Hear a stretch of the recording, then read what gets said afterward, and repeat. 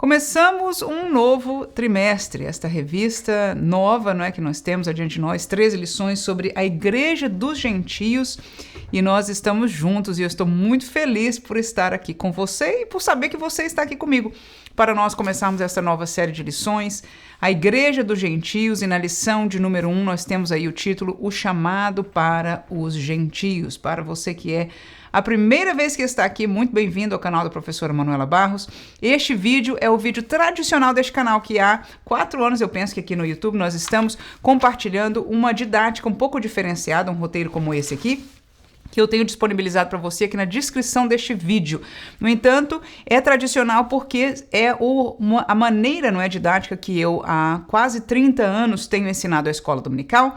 Então, nós compartilhamos este modelo de roteiro que você vai perceber que é completamente baseado no material da nossa lição, da nossa revista, não é? No entanto, nós dispomos de uma maneira didática um pouco diferenciada e com isso, às vezes, a gente ganha poder aprofundar um pouco mais, enfim, algumas alternativas, né, na apresentação da lição. Este roteiro está disponibilizado, como eu disse, para você. No entanto, na tela você vai ver uma apresentação junto comigo. É um pouquinho diferente no visual, mas o mesmo conteúdo que você vai estar aí para usar. Se você gostaria de ouvir por parte da professora Manuela a aula comentada, nós também disponibilizamos a cada semana a aula comentada. Nesta aula, eu vou ler a revista e fazer os comentários com você a partir do texto do nosso comentário, ou seja, da nossa revistinha. Muito feliz estou, a você que não é a primeira vez, mas que já está de volta aqui mais uma vez, agradeço a Deus por ter você aqui conosco. Então vamos à nossa lição, o chamado para os gentios.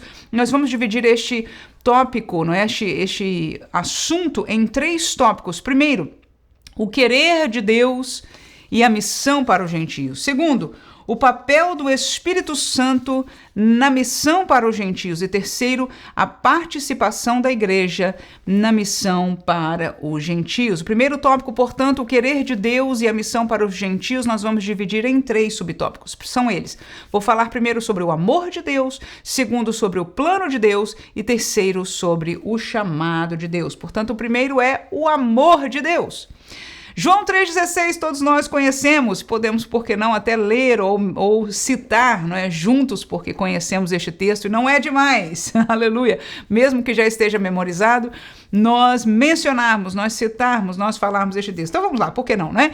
Porque Deus amou o mundo de tal maneira que deu o seu Filho unigênito, para que todo aquele que nele crê não pereça, mas tenha a vida eterna. Graças a Deus. Então, nós por este texto conhecemos e reconhecemos o quê? O amor de Deus. Nós estamos falando sobre a missão para os gentios. Até este momento na Bíblia Sagrada, até Jesus aparecer, em verdade, estando Jesus, durante o ministério de Jesus, você vai se lembrar que alguém que não era judeu chegou perto dele, uma mulher, inclusive, Sirofenícia, diz a Bíblia Sagrada, e fez um pedido a ele, e ele diz, não é, que veio para os seus, não é próprio dar o pão dos filhos para os cachorrinhos, uma menção, inclusive, detratando, não é, aqueles que não são judeus. Claro que Jesus tinha um propósito para estar falando daquela maneira,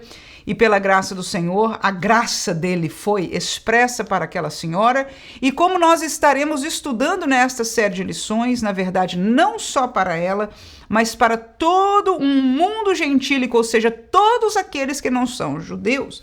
Até aqui, na Bíblia Sagrada, desde a lição passada, né, nós estudamos sobre Abraão, Isaque e Jacó, o princípio desta genealogia, deste povo, desta nação, as promessas de Deus para ele, e nós estudamos o princípio, portanto, mas toda a história do Antigo Testamento gira em torno deste povo, e ele, Jesus, diz o texto de João, capítulo 1, veio para o que era seu, veio para os seus, e os seus não receberam. Então, estes seus, ou seja, o seu povo, até aquele momento era caracterizado como a nação de Israel. Mas nesta série de lições que nós temos em nossas mãos, nós vamos começar a olhar sob a ótica divina, aleluia, no projeto divino, aleluia, que a salvação, a bem-aventurança, a bênção de Deus não era disposta somente a uma nação, somente a um povo. E nós observamos já que no primeiro versículo e no primeiro tema, o amor de Deus,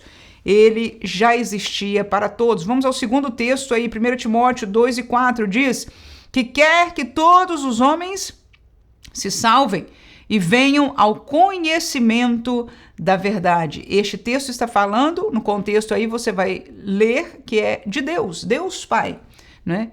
Qual é o desejo de Deus Pai? Não só ele, em João 3,16, diz, ele amou o mundo demográfico, ou seja, todas as pessoas.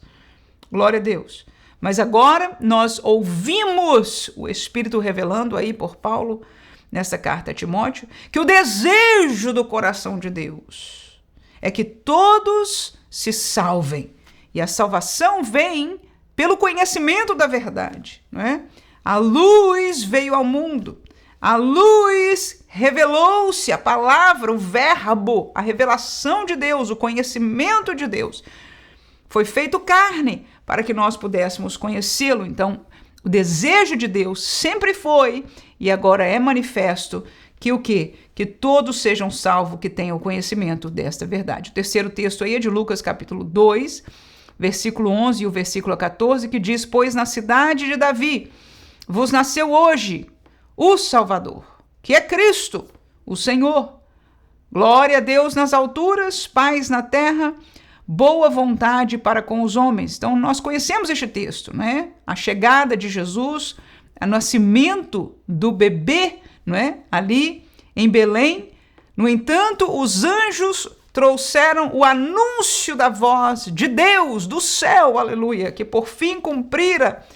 Estava neste processo, enviara, já o verbo já tinha sido feito carne naquele momento, mesmo estando em forma de uma criança, de um bebê. E a canção, a palavra glória angelical, glorificava a Deus nas alturas, mas anunciava que haveria paz na terra e boa vontade, bênçãos de Deus para todos os homens. Então aqui nós aprendemos neste primeiro tópico, portanto, o quê? Que o amor de Deus mostra a primeira parte, não é, do querer de Deus em relação aos gentios. Então nós já falamos do amor de Deus, mas o segundo subtópico, a letra B, é o plano de Deus. Na lição passada nós aprendemos, e eu vou lembrar a você em Gênesis capítulo 12, versículo 13, é o primeiro texto que eu tenho aí, que diz, e abençoarei os que te abençoarem, e amaldiçoarei os que te amaldiçoarem, e em ti serão benditas todas as famílias da terra. Você se lembra com quem Deus está falando aí? Isso mesmo, Abraão, exatamente, o chamado de Abraão. Né? Então, quando ele chama Abraão, ele faz promessas para ele. Ele faz promessas de uma descendência. No entanto, ele, no fim destas palavras, engloba o quê? Todas as famílias da terra. Isso jamais poderia ser da semente de Abraão, porque dele só pode vir uma genealogia, uma grande família, que claro que se multiplica em várias famílias, e nós reconhecemos hoje através do povo judeu o que isso significa. No entanto, jamais dele poderiam vir todas as famílias da terra, mas a bênção de Deus, a promessa de Deus, a luz que ele nos está mostrando através dessa palavra para Abraão é que o coração de Deus, o plano de Deus incluiria o quê? Todas as famílias da terra. Isaías capítulo 9, versículo 2, muitos anos depois, um profeta, o grande profeta, messiânico profeta Isaías, fala estas palavras que nós vamos ler no versículo 2, que diz, o povo que andava em trevas viu uma grande luz, e sobre os que habitavam na região da sombra da morte, resplandeceu a luz. Então estas palavras são palavras de promessas acerca de alguém que veria, alguém que seria esta luz para os gentios. No versículo anterior termina exatamente mencionando a Galileia dos gentios. E agora neste versículo 2, a palavra diz que esta luz, que é Jesus, haveria de brilhar, haveria de resplandecer aonde a morte reinava, aonde a realidade das trevas, aonde os gentios estavam aprisionados. Esta luz veria ser luz para os judeus, porque era o seu Messias prometido, mas haveria de ser luz também para este povo gentílico. Terceiro versículo, Atos capítulo 26, Versículo 3, que o Cristo devia padecer e, sendo o primeiro da ressurreição dos mortos, deveria anunciar a luz a este povo, Israel, e aos gentios. Ora, capítulo 26 de Atos é uma palavra de Paulo, é uma explicação de Paulo, está entre aqueles capítulos que Paulo está respondendo a autoridades romanas, ele está preso, mas estas pessoas dão audiência a ele. E nestas palavras, entre elas, está este texto de explicação de Paulo aí no capítulo 26 de Atos dos Apóstolos, né? Ou seja, mostrando, explicando parte do seu evangelho, daquilo que Cristo revelou para ele, deu a grande missão. Nós conhecemos Paulo, né? É este grande missionário, nós vamos estar falando dele com certeza nesta série de lições, não só nesta de hoje, na primeira lição, mas seguiremos, porque o seu chamado foi exatamente para ser este missionário para um mundo gentílico. Então ele explica aí a esta liderança romana que ele, Jesus, foi o primeiro a ressuscitar, mas que ele, Paulo, foi chamado para anunciar esta luz, esta revelação, não só ao povo, à sua nação, ao povo de Israel, mas também para os gentios. Então nós no primeiro tópico nós já falamos do amor de Deus, do plano de Deus, e o primeiro tópico é o querer de Deus em relação à missão dos gentios, ok? Então nós estamos estudando o querer de Deus, e para entender o querer de Deus, nós aprendemos já sobre o amor de Deus e já aprendemos sobre o plano de Deus, e nós vamos terminar este subtópico com o chamado de Deus. Marcos 16 e 15, um texto tão conhecido nosso. Vamos falar todos juntos, por que não? E disse-lhes: ide por todo o mundo, pregai o evangelho a toda a criatura. Amém? Agora eu pergunto para você, este chamado é para quem? Sim, para o crente. Sim, para cada um de nós. Mas de forma geral é para a igreja do Senhor Jesus. Amém? A igreja é chamado o seu povo, aonde habita o Espírito Santo de Deus, né? Ali ele falou com os seus discípulos, mas este chamado nós entendemos, porque ele vai se repetir com outras palavras da boca do próprio Jesus, e nós vamos até ler alguma coisa durante este estudo de hoje, né? Qual é? De que nós, como igreja, como povo de Deus, como os discípulos de Jesus, somos chamados, comissionados, até a gente chama esse texto de a grande comissão, não é assim? Comissionados para ir por todo o mundo e pregar e anunciar este evangelho, a mesma verdade, o mesmo chamado, a mesma luz, a mesma palavra que Jesus anunciou, que os apóstolos anunciaram. Este é o mesmo evangelho que nós devemos anunciar a toda a criatura, portanto, com certeza, indo ao povo gentílico. Então nós vemos que o chamado de Deus, primeiro, nós por este versículo entendemos que é para a igreja. Mas em Atos capítulo 13, versículo 2, que é um dos textos, né, um dos versículos da nossa lição, diz o versículo 2, e servindo eles ao Senhor e jejuando, disse o Espírito Santo: apartai-me a Barnabé e a Saulo para a obra que os tenho chamado. Quem chamou? O Espírito Santo de Deus. Muito bem.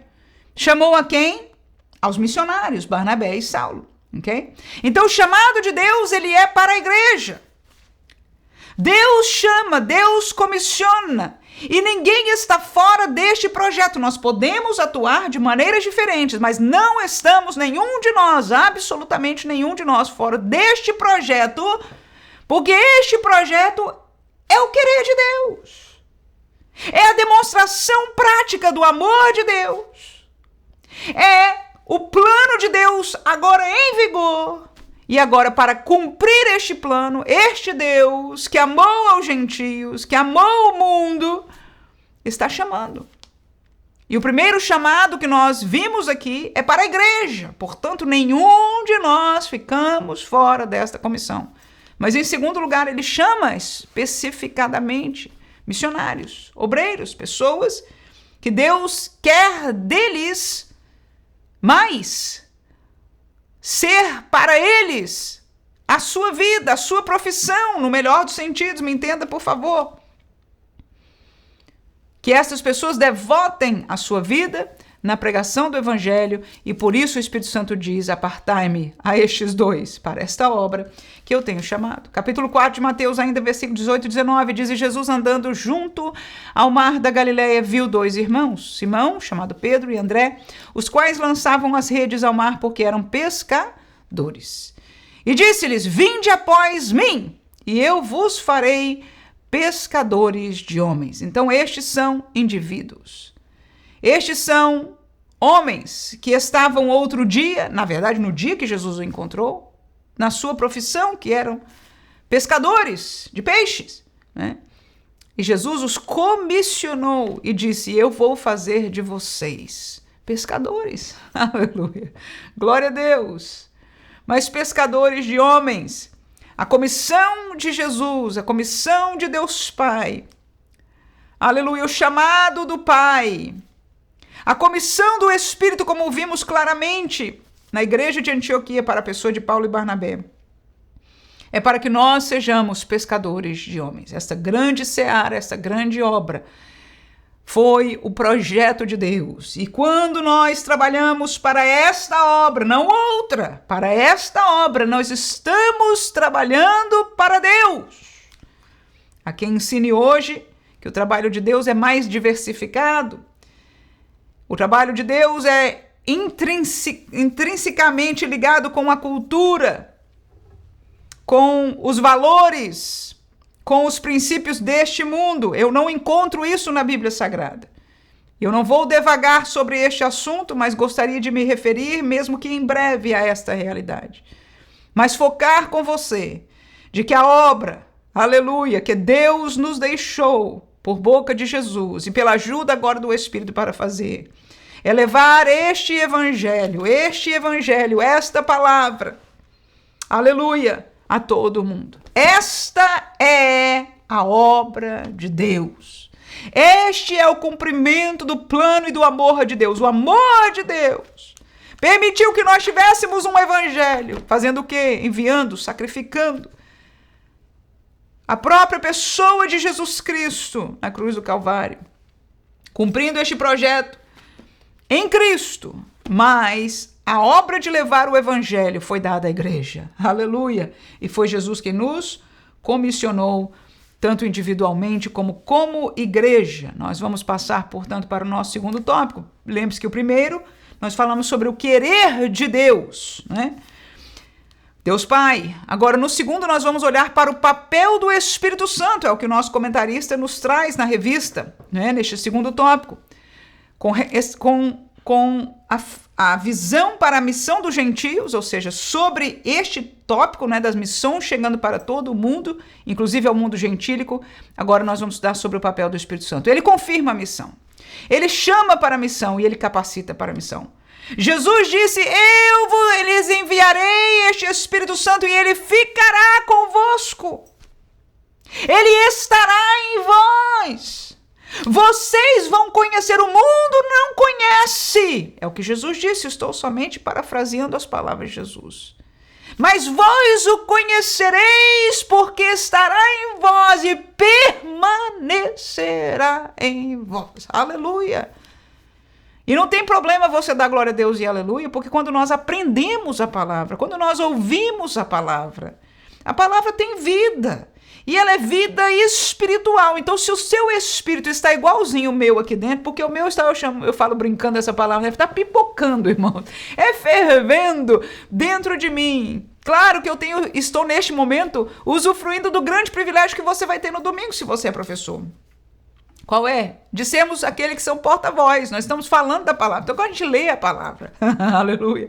Quando a gente fala da palavra, eu sei que você tem essa experiência. Ela aquece o nosso coração, mas eu quero lembrar a você aqui, num parênteses bem pequeno, que havia 2 discípulos no caminho de Emaús, e quando a palavra que havia ressuscitado, o próprio Jesus estava ao seu lado e eles não reconheceram. Mas começou a falar da palavra, aleluia, começou a falar o que eles, depois que reconheceram a Jesus, se perguntaram: não ardia em nosso coração enquanto ele falava? Então eu quero lembrar a você, professor, aleluia, que quando nós lemos com graça a palavra de Deus, quando nós explicamos com virtude a palavra de Deus, quando nós vivemos e expressamos esta vida em nós da palavra de Deus, quando nós explicamos a palavra de Deus, quando nós lemos e falamos da palavra de Deus, o Espírito Santo arde no coração dos irmãos que estão nos escutando. Esta é a nossa missão, nós temos que continuar. Foi Jesus que disse, a obra que ele começou. É a igreja quem continua. E até que eu saiba, eu e você somos esta igreja hoje. Conhecemos grandes nomes do passado, alguém pode mencionar este ou aquele grande pregador da história da igreja, mas eles já se foram. Esta missão está agora na sua e na minha mão, entre outros tantos. E enquanto nós vemos uma multidão de tantos no meio evangélico, ensinando, vivendo, pregando um outro evangelho, eu quero lembrar a você, como eu lembro a mim, tenho sido lembrada pelo Espírito Santo, aleluia, que a missão de carregar, de falar, de ensinar este santo evangelho de Jesus Cristo, aquele que transformou a nossa vida, aquele que traz este fervor. O falso evangelho pode trazer outros sentimentos, pode trazer outras alegrias, mas vida espiritual, poder transformador e libertador, só este evangelho tem. E é este o evangelho que nós ensinamos. E hoje nós estamos falando do papel do Espírito Santo agora, nesta obra de levar este evangelho aos gentios. Então eu quero lembrar a você, fechando aí este parênteses introdutório para você, professor. E você que é aluno, que ama a palavra de Deus, que vai ser usado por Deus também, que por acaso esteja aqui assistindo este vídeo.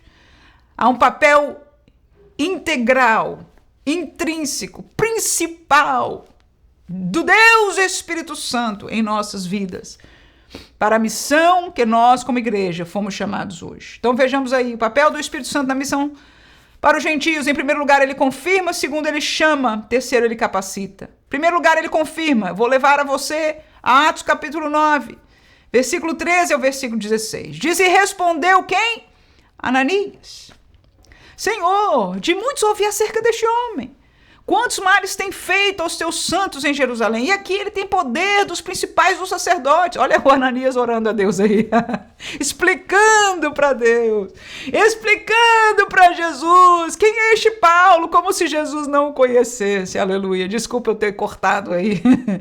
Aleluia. Então Ananias está explicando. Vamos voltar aí no versículo 14. Ele aqui, Senhor, ele tem poder dos principais dos sacerdotes para prender a todos que invocam o seu nome. Versículo 15.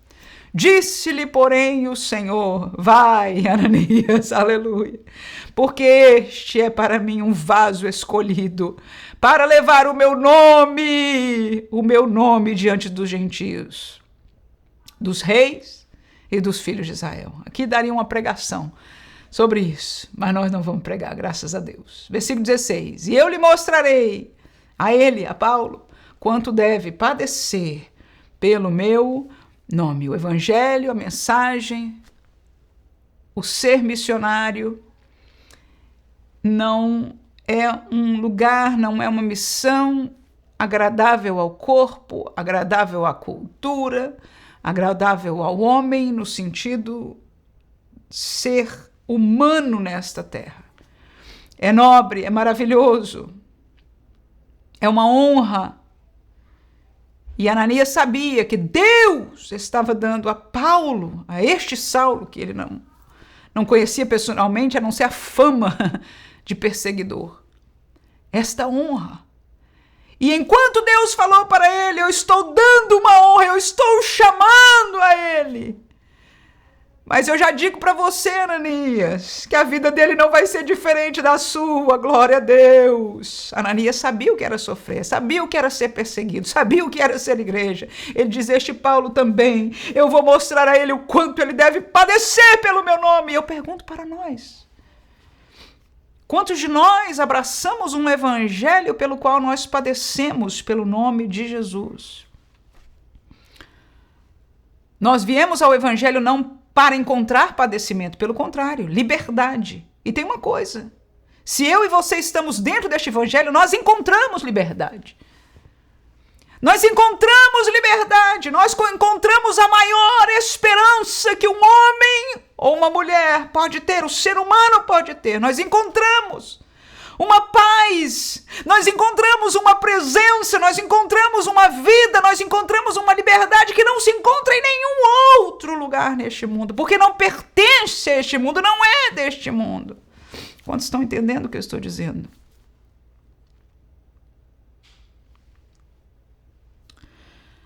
Mas quando nós fazemos a missão, quando nós nos rendemos e viemos, nós recebemos, nós fomos aceitos, nós fomos abençoados. Agora este mesmo Senhor que nos abençoou, diz para nós, a outros que precisam esta palavra.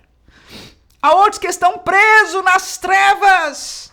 Há outros que estão precisando ouvir a mensagem da salvação. E eu estou chamando, o Espírito Santo chama a mim e a você. O chamado pessoal é um pouco diferente de um para o outro. A missão é a mesma. Mas parte deste chamado, Deus confirmou a Ananias e confirmou a Paulo. Qual seria? Seria que para levar este evangelho, para encarar as trevas, para encarar aqueles que não receberão a palavra, para encarar este mundo que nós não devemos agradar. É engano este evangelho que está dizendo isso. Nós não temos que agradar ao mundo, nós temos que levar a mensagem de luz, de salvação para este mundo, que até que eu saiba, pela palavra do meu Deus, está perdido. Será que você ainda pode dizer amém? Aleluia. Então, Deus diz, eu vou mostrar para ele o quanto ele deve padecer. Amém? Então, o padecimento não é por ser crente, é por testificar como crente. É por levar o evangelho, não é? Participar desta missão. Graças a Deus, ainda que, como parte da nossa vida neste mundo, nós não só temos as aflições naturais do ser humano, né? Mas temos também os ímpetos espirituais de pertencermos a Deus. No entanto, o nosso foco deste estudo de hoje é nas missões. Segundo subtópico, primeiro nós falamos que ele confirma a missão. E veja para quem ele confirmou. Ele confirmou a missão de Paulo, chamado de Paulo para quem? Para Ananias.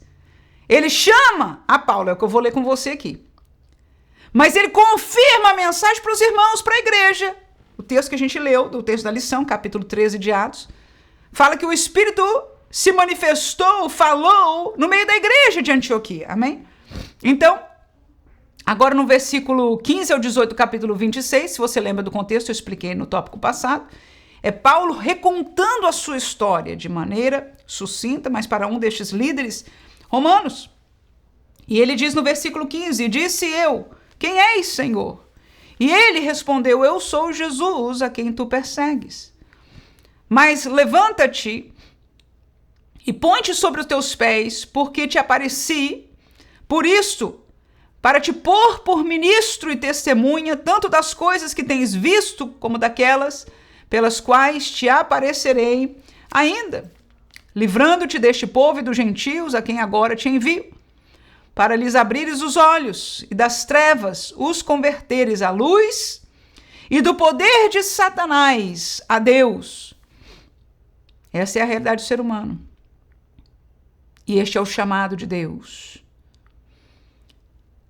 Converter a luz do poder de Satanás a Deus, a fim de que recebam a remissão dos pecados e sorte entre os santificados pela fé em mim.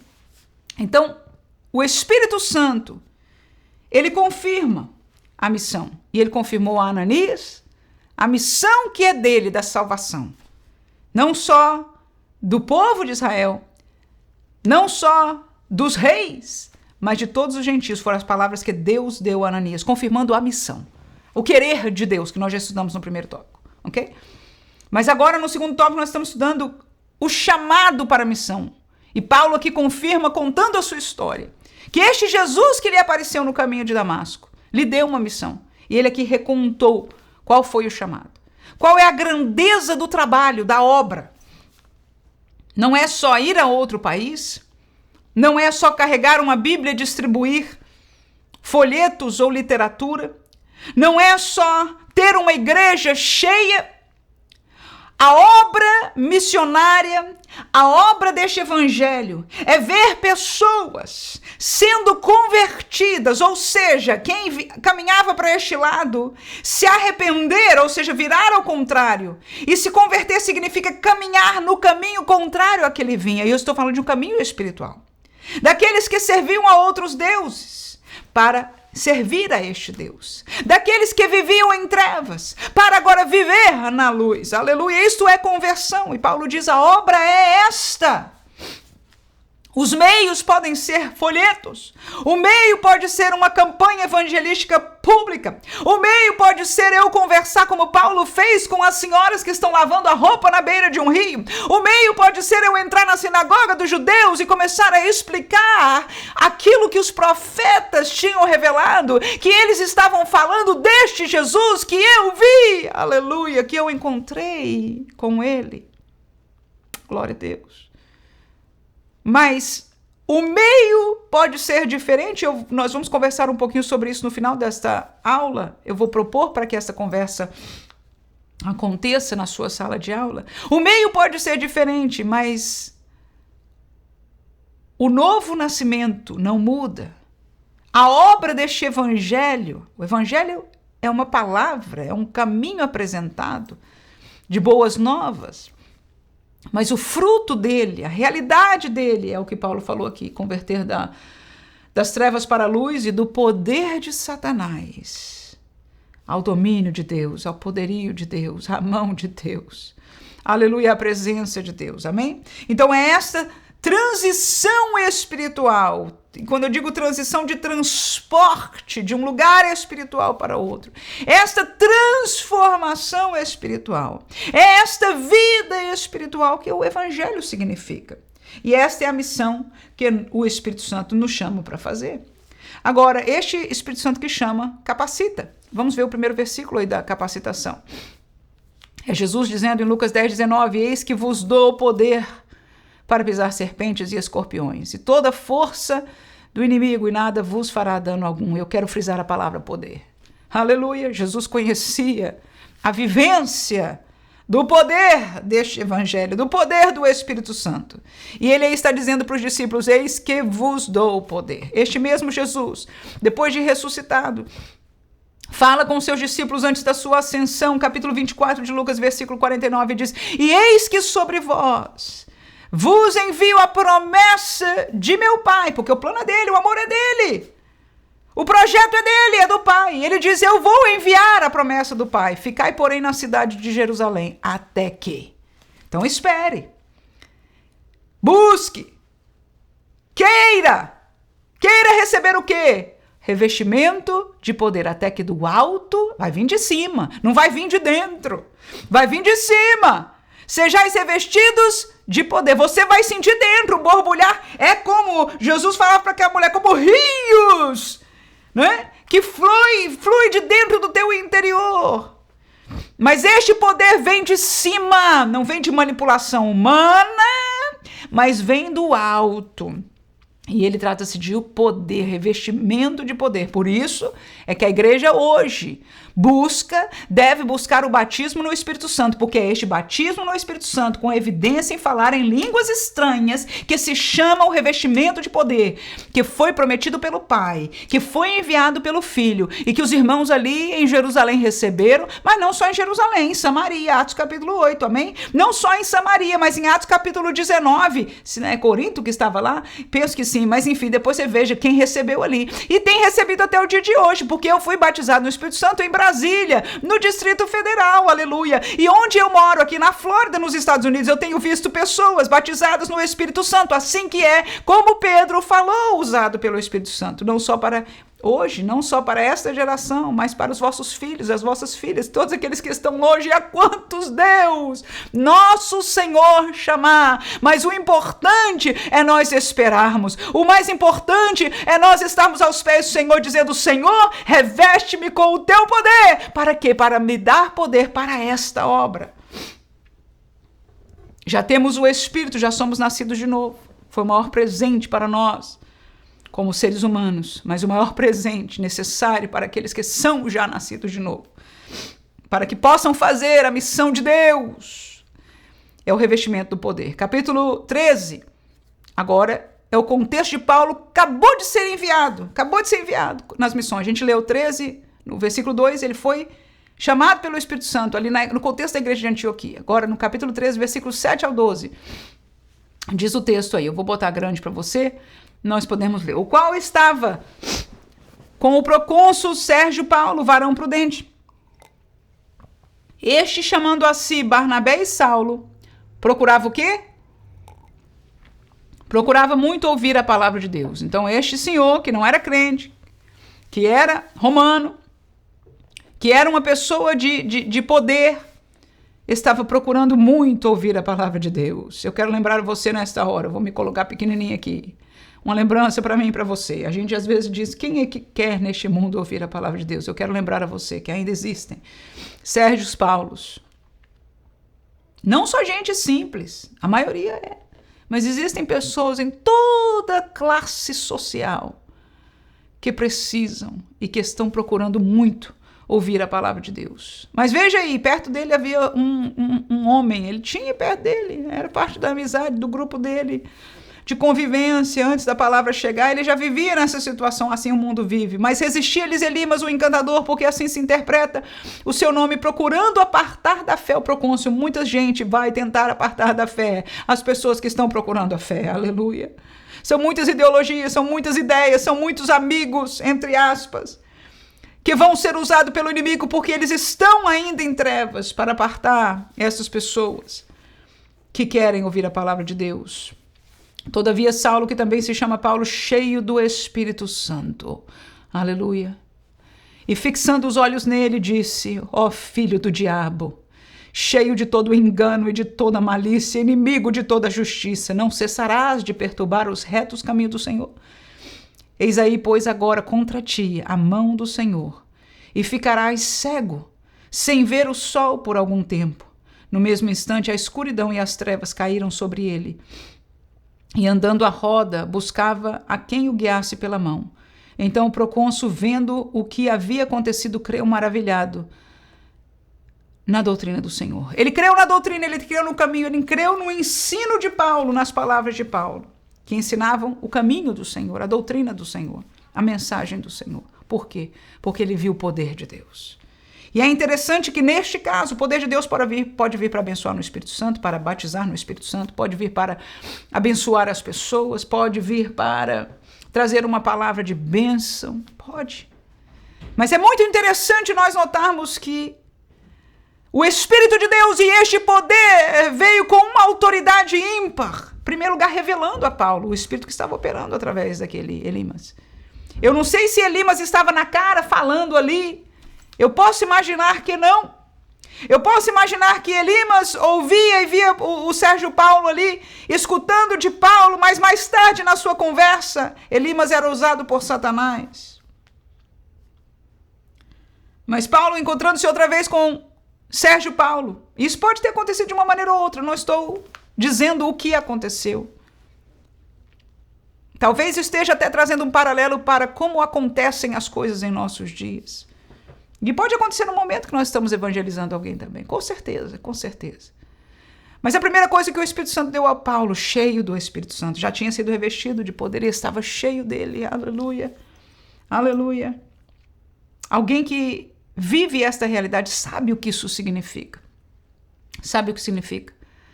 E a autoridade de Deus vem e parece que ela vai explodir dentro de você e a voz do Espírito diz claramente a você o que é que tem que ser dito e qual posição tem sido tomada. E eu nunca fui usada para dizer nem fazer tais palavras e obras como Paulo, mas percebo no Espírito a veracidade desta realidade, desta luta espiritual.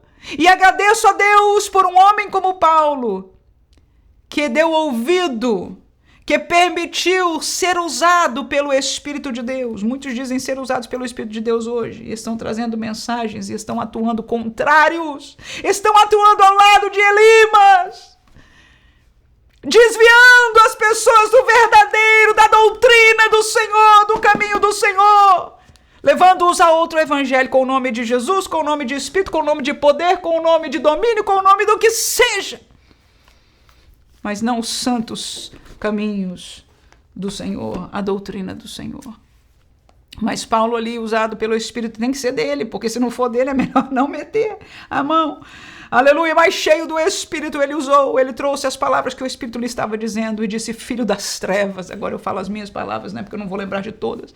Falou filho do diabo, cheio de engano. Aquela palavra era discernimento, era revelação espiritual, era a autoridade de Deus, não era de Paulo, mas ele estava sendo usado, porque o que Deus faz através do seu Espírito é capacitar. O homem pode não ter a palavra, não ter o discernimento, mas o Espírito sabe, e ele fala, e ele tem a maneira, e ele dá autoridade. O que aconteceu? Não só o Espírito mandou esclarecer, abrir a boca para falar o que estava acontecendo, para falar quem era verdadeiramente Elimas, para falar a fonte que estava operando por Elimas, mas disse agora para que saibas, aleluia, aleluia, aleluia, a mão do Senhor está contra ti, vai ficar cego por um certo tempo. E o homem ficou cego. O poder de Deus extraordinariamente agiu nas coisas naturais, tirando a vista de um homem. Todo mundo podia ver o homem cego, coisas naturais. Mas o poder que operou foi um poder extraordinário, sobrenatural, foi o poder de Deus. Para quê? Foi por causa de Elimas? Não. Foi por causa de Sérgio Paulo, que queria ouvir a palavra de Deus. Eu quero dizer para você e para mim neste dia, porque eu estou recebendo a palavra de Deus. Eu preciso me alimentar da palavra de Deus, aleluia. Você, professor, vai compartilhar, mas é o primeiro a se alimentar com esta palavra. Então se alimente. Se alimente saborosamente do que é espiritual em nome de Jesus. É bom ter os livros de teologia, de estudos. Está aqui os livros que eu estudo. É bom. Mas não há que comparar. Até Paulo disse tudo que... Porque pense, se eu estudo muitos livros, pense em Paulo, irmão. Ele disse: isso é nada, isso é esterco comparado com a revelação desta verdade espiritual. Eu quero refazer isso para você, eu quero refazer isso para você. Eu quero refazer isso para você. Eu não sei quem está me escutando, mas alguém precisa ouvir essa palavra neste momento. E é por isso que eu estou falando essa palavra. Talvez você até esteja incomodado porque essa irmã chora, porque essa irmã fala desse jeito. E eu estou te explicando isso. Eu estou te explicando isso. É porque tudo aquilo ali não tem que comparar com o poder, com a graça, com a verdade espiritual desta palavra. E por mais que ali naqueles livros eu encontre uma explicação sobre isso aqui, eu quero dizer para você que quando o Espírito, quando eu leio, quando eu falo desta palavra e o Espírito atua nela, não há comparação. E Paulo sabia disso, e eu sei disso. E nós devemos, somos chamados, eu quero dizer, o Espírito Santo está chamando você a esta dimensão aqui.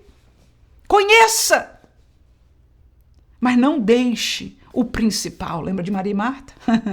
Não deixe o principal. Não deixe o principal, e o principal vem só daqui. Ali é diluído, ali é aumentado, por mais boa intenção que os autores, o ensinador e os teólogos tenham. E Paulo disse: precioso não é aquilo, eu tenho aquilo. E ele usou no evangelismo, ele usou. Ele é capítulo 17 de Atos, ele usou. Entre outros textos, ele usou. Um homem educado. E Deus usou nos lugares onde usou, porque ele era quem ele era. No melhor dos sentidos, foi. Podia ser qualquer um, mas Deus usou, aleluia, a ele. No entanto, o poder que operava nele não vinha de seus estudos. E nós estamos cheios de teólogo, inclusive dentro da nossa denominação hoje, cheios e produzindo mais. E já não estamos suficientes com a teologia simples no Brasil que nós tivemos nos nossos seminários bíblicos. Estamos indo para grandes institutos, mesmo que isso seja misturado entre outras a religiões ou denominações, não importa, afinal de contas, é outro nível, irmã. E estamos procurando até de outros países e de outras fontes, e estamos nos crescendo, e estamos deixando. Escute, por favor. Na verdade, nós não estamos deixando, já deixamos. Porque nós nos vendemos por um lugar no meio do discurso teológico. Deus não nos chamou para um lugar no meio do discurso teológico. Aleluia! Aleluia! Deus nos chamou para levar este evangelho que dá vida, que, como Paulo diz, tira um homenzinho das trevas para a luz. Tira alguém do poder de Satanás. E você conhece, professor. Eu estou falando ainda com você. E não estou falando na minha autoridade, porque quem sou eu? Aleluia. Eu sou vítima da mesma graça. Mas esta palavra e o Espírito que leva esta palavra, que atua na minha vida e que abençoa e me chama a mim, essa puxão de orelha, é para mim também. Esta palavra que eu estou falando para você, escute, por favor, eu não estou falando de brincadeirinha, nem de ajuste para ser simpática, não. Esta palavra, porque eu usei para Deus esta palavra, que eu queria ter um lugar na mesa. Mas Deus está me respondendo nesta hora, diante de você. Deus não me chamou para um lugar na mesa, como não chamou a você. Nós fomos chamados para uma obra maior. A mesma obra que o apóstolo Paulo foi chamado. E ele entendeu o que era maior. Eu pergunto para mim e para você, será que nós entendemos o que é maior? E será que nós vamos deixar o nosso compromisso com o nosso humanismo, que nós já estamos comprometidos com a religião e a teologia? E o anel no dedo, e o que quer que seja, conhecimento filosófico, ao invés do conhecimento do poder. Voltemos a buscar o poder. Este poder que caiu sobre intelectuais como Paulo, mas como pescadores como Pedro. É o mesmo. Aleluia. Seremos usados de maneiras diferentes, em lugares diferentes, chamada diferente, mas o poder é o mesmo. Aleluia, aleluia. Glória seja dada ao nome de Jesus. Ele capacita para a missão. Terceiro tópico e último. Qual é a participação da igreja? Nós já falamos o querer de Deus em primeiro lugar. Aleluia. Nós já falamos do papel do Espírito. Que no último texto nós falamos que ele nos capacita para a missão. Capacitação com poder. A capacitação de Deus não é intelectual. Esta nós alcançamos. A capacitação de Deus é o poder. Esse nós precisamos buscar dele, amém? Mas em terceiro lugar, qual é a participação da igreja na missão para os gentios? Em primeiro lugar, ela deve viver a missão. O pastor comentarista falou isso. Ele diz, não é fazer, é ser. E eu traduzir com a minha palavra aí, dizer, nós devemos viver a missão. Qual é a missão? Anunciar o evangelho. Em segundo lugar, a igreja, ela deve escutar a voz do Espírito. O que o Espírito vai dizer? Ide e enviai. Em terceiro lugar, ela deve enviar aquele que é chamado, que se torna, portanto, seu representante. A igreja, deve viver a missão. Qual é a missão? É anunciar o evangelho. Capítulo 4, versículo 18 a 20, diz, e chamando-os, disseram-lhes que absolutamente não falassem nem ensinassem no nome de Jesus.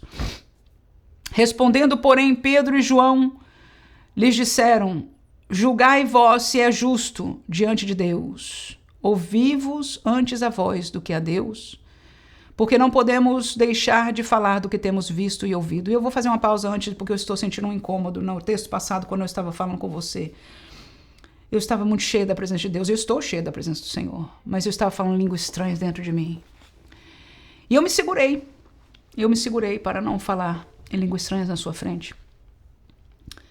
Mas eu quero esclarecer isso aqui, porque eu não quero pecar contra o meu Deus. Aleluia. Há momentos na aula, não são todas as aulas, não são todas as pregações, mas há momentos que Deus está falando no meu coração. Eu falei para você e não tira uma sombra, não há mentira, não há engano, não há nada.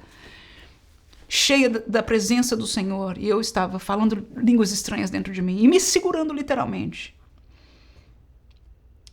E eu não precisava me segurar. Aleluia. Eu sei porque eu estou no YouTube, eu estou na sua frente. Não.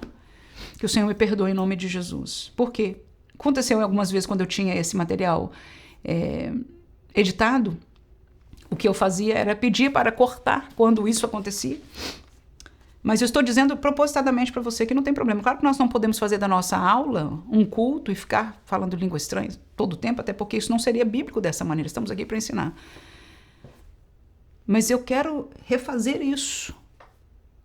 que se nós falarmos algumas palavras, deixarmos fluir, e que se as pessoas falarem línguas estranhas, nós damos um tempo, não é fazer virar um culto e começar a orar e pensar, não, irmãos, daqui a pouco, alguns segundos, nós continuamos a palavra, nós damos alguns segundos para deixar Deus obrar. Escute, por favor, esta obra é de Deus.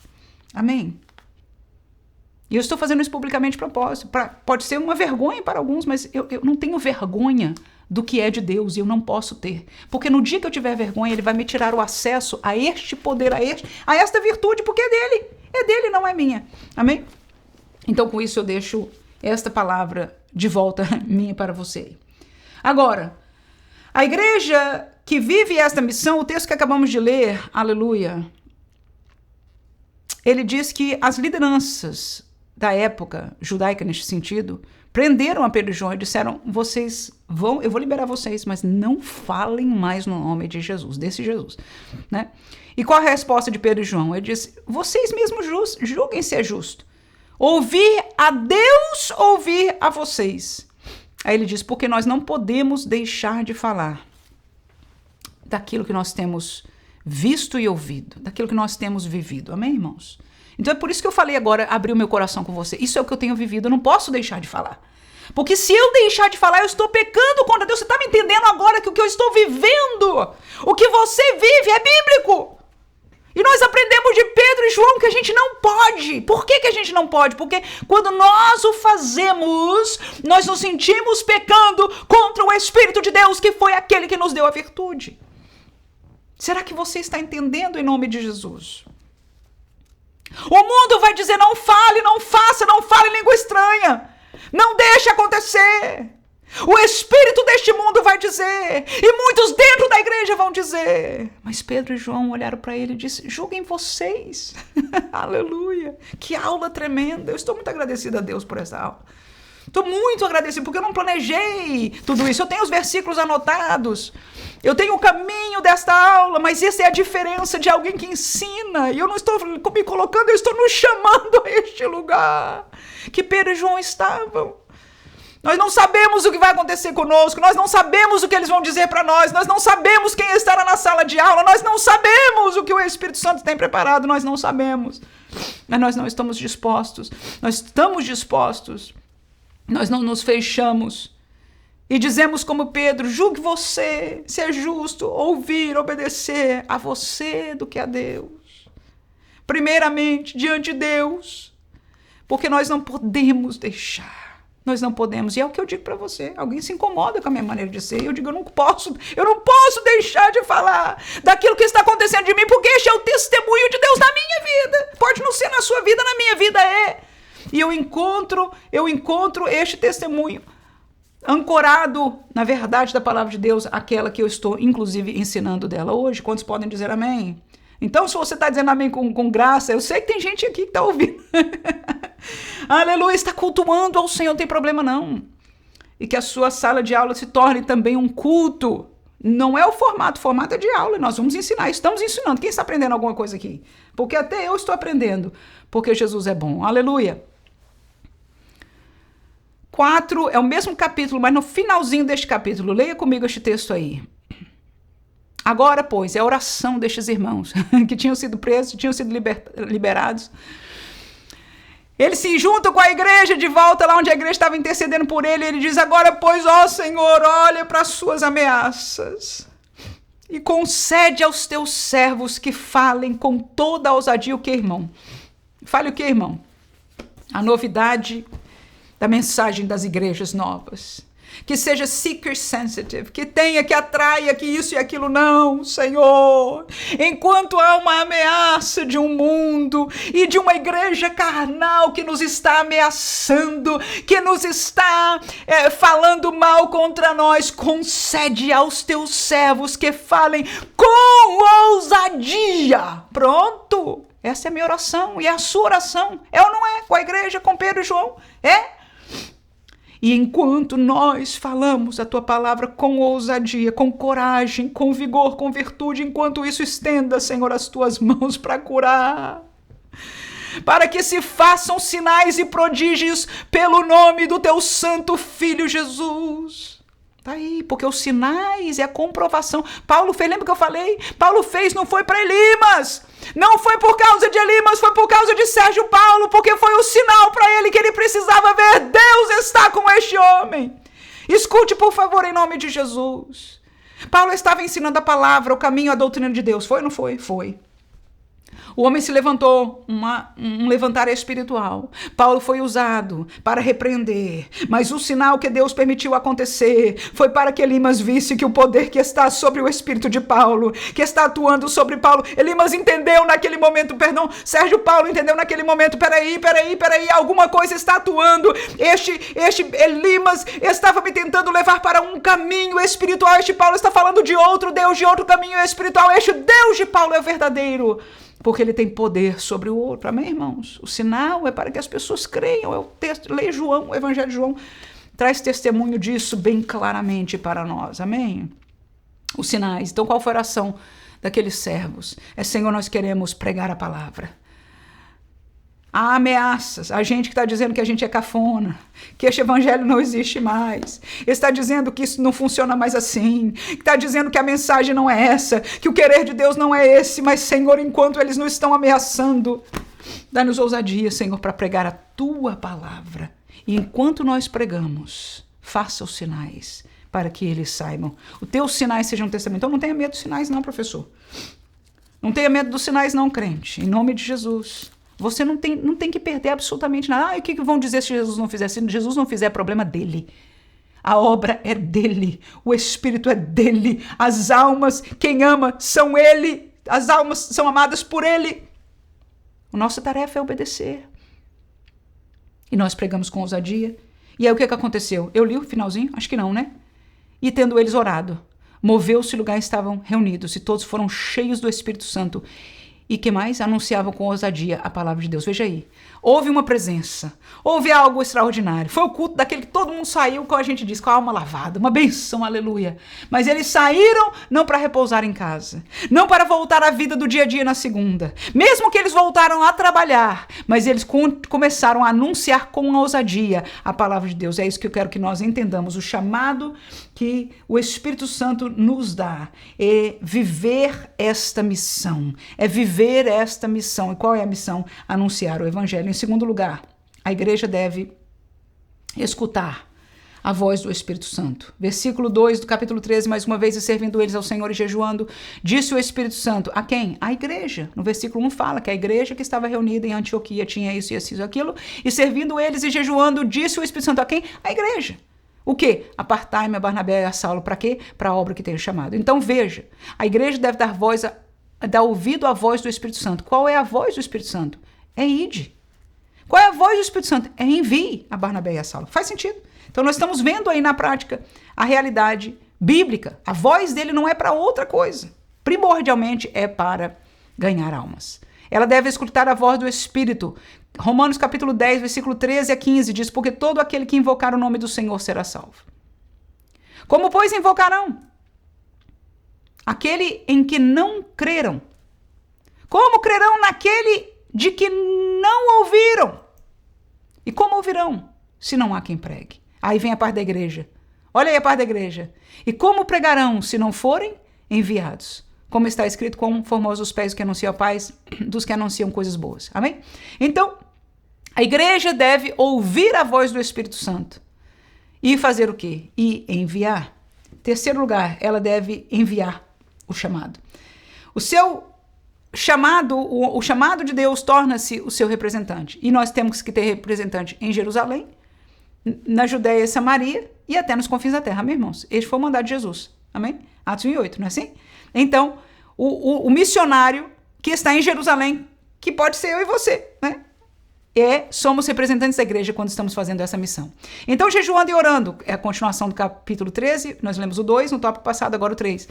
E pondo sobre eles as mãos, fizeram o que? A igreja os despediram, tá aí. Então, a igreja envia, amém? O Senhor Jesus chama, o Espírito Santo capacita, né? Mas a igreja envia. E o último texto aí para nós, Atos capítulo 14, versículo 26 a 27. Diz, dali navegaram para Antioquia, onde tinham sido encomendados pela graça de Deus para a obra que já haviam cumprido. Portanto, Paulo e Barnabé terminaram a obra. e estavam voltando para Antioquia. No versículo 27 último, e quando chegaram e reuniram a igreja, relataram quão grandes coisas Deus fizera por eles e como abrira aos gentios a porta da fé. Então, com isso, eu quero dizer que Paulo voltou com as boas novas de alegria. Ele foi representando a igreja, ele foi enviado pela igreja. Ele comissionado pelo Espírito Santo, mas ele foi enviado pela igreja e ele voltou para a igreja, para dar as notícias à igreja e que a igreja pudesse alegrar pela obra que eles estavam fazendo através daqueles missionários. Volto a dizer, missionários que deveriam ser missionários em Jerusalém, na Judéia e Samaria até os confins da terra, assim que a igreja de hoje deve viver. E eu deixo uma sugestão para você, professor, se você tiver tempo. Eu aqui extrapolei, eu cheguei a 1 hora, não é? Geralmente eu tenho o meu tempo de aula no máximo de 1 hora aqui no YouTube, é pelo menos o que eu desejo sempre fazer. Mas, se você tiver tempo na aula, algumas questões para discussão aí. O que a minha igreja tem feito para a salvação dos perdidos? Então deixa um irmão, 2, 3, falar, olha, parece que aqui tem um departamento de evangelismo, alguns irmãos saem, talvez alguém saiba disso na sua sala de aula, talvez não saiba, o que mais? Talvez você tenha um missionário, a Leimar, enfim. O que a igreja tem feito? Segunda, qual tem sido a minha participação? E aí é uma coisa individual. E você vai ver na prática, que eu imagino, como as igrejas que eu pertenci, a maioria dos irmãos não estão envolvidos na evangelização. E aí é uma hora que nós refletimos sobre isso. É uma reflexão difícil para nós, mas que nós estamos desconectados do evangelismo. Nós não temos evangelizado, né? Aí vem uma terceira pergunta, que vai nos ajudar um pouquinho a tirar desse lugar assim de tão difícil, né? O que a igreja podia fazer mais? Então vamos tentar trazer alguma ideia aqui, mas não traga uma ideia que você fique fora dela. Já que você diz, olha, algumas coisas não funcionam e etc. Então vamos trazer alguma ideia aqui. Nós vamos ter uma conversa. De repente, se sair alguma coisa muito interessante daqui, a gente pode até falar com o pastor, com o diretor de evangelismo, o que quer que seja dentro do contexto da sua igreja, você tem acesso a falar. Mas enfim, em termos de conversa, de discussão na turma, por que não perguntarmos o que mais que a igreja poderia fazer? Mas quando o irmão e a irmã participar com essa resposta sua, pense em alguma coisa que você poderia participar. Pense em alguma coisa que você participar.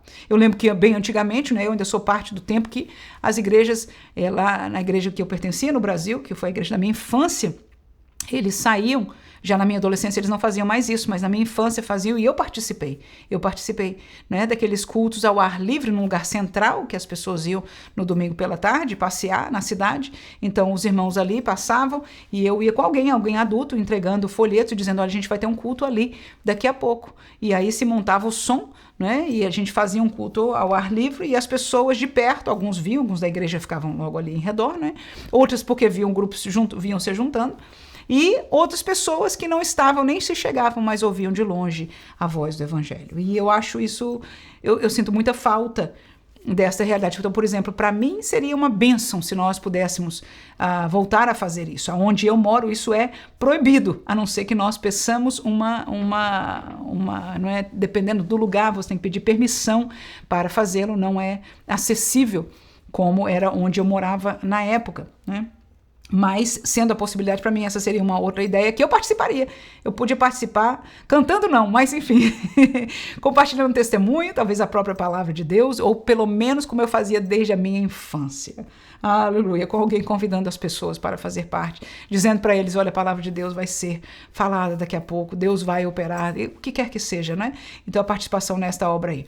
E a última pergunta é como, essa eu achei bem interessante, porque eu tenho batalhado com essa pergunta dentro de mim mesma, no meu próprio caminhar como crente, é como querer fazer parte da obra evangelística. E deixa eu me explicar isso aí rapidamente, com isso nós terminamos a nossa aula de hoje. É que às vezes a gente está tão distante, às vezes a gente vê tanta impossibilidade, que teoricamente a gente quer, mas na prática a gente não quer nada com essa obra. E eu vou dizer como alguém que inclusive está ligada com a obra de Deus através do ensino. Mas eu sei que a missão da igreja maior é pregar e ensinar este evangelho, baseada no texto de Marcos 16, né, e de Mateus 20. Mateus 20 é o último capítulo de Mateus. Meu Deus, me falhou aí saber, né? Mateus 28, perdão, é o versículo que é 20. Então, esta obra, que é de levar o evangelho pregado, ensinado, Trata-se da salvação das almas, daquilo que Paulo falou e aquele texto que nós ficamos bastante tempo nessa aula. Mas, na prática, houve tempos na minha vida que eu não tinha este fervor de querer. Hoje eu tenho o querer. Eu posso até não saber como fazer, pelas dificuldades da onde eu moro, da área, do meu lugar de atuação, mas eu tenho visto este querer sendo renovado em mim, para ser sincera, não só na minha vida, mas pela graça de Deus na vida do meu esposo, que é um obreiro também. Eu não quero testemunhar, dar muitos detalhes, mas eu estou vendo Deus agir. E uma das coisas para mim que faz o querer ser levantado é ouvir crentes que têm o querer pipocando, essa virtude dentro deles. Alguém que está vivo e ativo. Amém, irmãos? E às vezes é um pastor que está pregando, que a gente ouvindo a pregação dele, diz, olha, tá cheio, e você, ao escutar, você sai um pouquinho cheio. Quem pode entender o que eu estou falando aqui? É o que está acontecendo comigo e com meu esposo. É o que está acontecendo comigo e meu esposo. A gente chegou perto de quem estava fervendo, e nós estamos começando a ferver também. Claro que esse fervor não é do homem, esse fervor é de Deus, e nós sentimos, e a atuação até nos desvincula depois deste ministério, ou dessa pregação, ou dessa pessoa, e nos faz levar à realidade do nosso campo, da nossa igreja, da nossa comunidade. Eu estou vendo meu esposo voltar a evangelizar as pessoas. Voltar, foi lá trocar o óleo do carro. Quando voltou, eu falei de Jesus para um jovem de 17 anos. Aleluia. E eu estou vendo isso acontecendo mais e mais com a vida dele. Eu estou agradecida a Deus. Porque algum tempo atrás, não era que ele estava inerte, nem nós, eu vou colocar nesse contexto, tanto eu como ele, que nós estamos desapercebidos e às vezes a gente ensina para os nossos filhos, mas os nossos filhos às vezes até questionam, por que papai e mamãe falam do evangelismo, mas não fazem, não falam com as pessoas sobre Jesus, se é tão bom, eles nos ensinam, mas não ensinam. Eu posso imaginar, uma vez a minha filha questionou, mas dentro deles, eles vão observando a dinâmica da nossa realidade. Então eu vou parar por aí neste caminho, só vou perguntar para ela, como é que o nosso querer pode aumentar? E a minha resposta para você foi isso, foi através de estar perto de alguém que já está querendo neste momento. E aí eu vou dizer para você, dando o próximo passo, porque alguém está querendo e passou para mim este fogo de querer, eu estou passando para você, tá vendo aí? Porque eu estou querendo, eu estou viva, irmão, estou pipocando por dentro. Eu estou por dentro aqui cheia da graça de Deus, cheia da presença de Deus no meu coração. Aleluia. E eu espero em Deus, e eu sei, eu não só espero, eu sei que você está se sentindo fortalecido espiritualmente. Essa obra é de Deus, irmão, não é minha, não é do pastor que está perto de mim, não é do missionário, não, é de Deus, é de Deus. E você vai estar cheio, o que vai acontecer? Quanto mais você vai se enchendo, aí você vai para a sua sala de aula e vai ser usado para que alguém se torne. Tá vendo aí o que está acontecendo? Será que nós estamos... Essa é uma maneira de aumentar o querer. É ouvir quem quer. Ouvir quem está fazendo a obra. Esta obra deste evangelho. Mas o que mais? A palavra faz a gente querer. Quando a gente lê a palavra, o Espírito Santo trabalha para que a gente deseje cumpri-la, né? E assim por diante. Eu vou deixar essa discussão ser na sua sala de aula, se você entender de fazer assim, porque o nosso tempo já foi. Deus abençoe ricamente a você em nome de Jesus, nesta primeira lição do terceiro trimestre deste ano, e estamos caminhando para o tempo da vinda de Jesus, né? A qualquer momento ele voltará, assim que, se nós não nos encontrarmos pela sua vinda aqui, nos encontraremos lá, tendo cumprido aquilo que Deus colocou em nossas mãos para fazer, em nome de Jesus. Mas se ele não voltar até a semana que vem, eu espero encontrar com você aqui, em nome de Jesus. Amém.